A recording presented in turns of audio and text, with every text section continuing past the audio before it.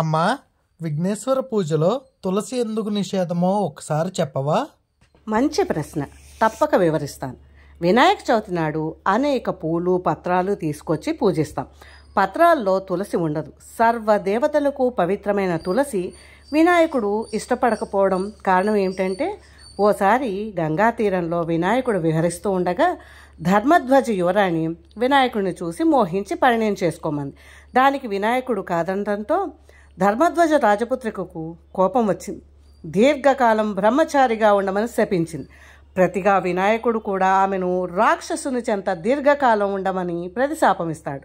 వినాయకుని శాపానికి చింతించిన ధర్మధ్వజ రాజకుమార్తె స్వామిని మన్నించమని వేడుకోగా వినాయకుడు శాంతించి రాక్షసుని చెంత కొంతకాలం ఉండి ఆపై పవిత్రమైన తులసిగా జన్మిస్తావని చెబుతారు. అందుచేతనే తులసిని వినాయక పత్రిలో ఉపయోగించరు. అర్థమైందా? నా వీడియో కనుక మీకు నచ్చినట్లయితే లైక్ చేయండి, షేర్ చేయండి, సబ్స్క్రైబ్ చేయండి. అలాగే మీకు ఇటువంటి సందేహాలు ఏమైనా ఉంటే కామెంట్ సెక్షన్లో నాకు ప్రశ్న రూపంలో తెలియజేస్తే నా పరిజ్ఞానాన్ని ఉపయోగించి నాకు తెలిసినంతలో మీకు సమాధానాన్ని వీడియో రూపంలో తెలియజేయగలను. Please share, subscribe and press the bell icon. Thank you.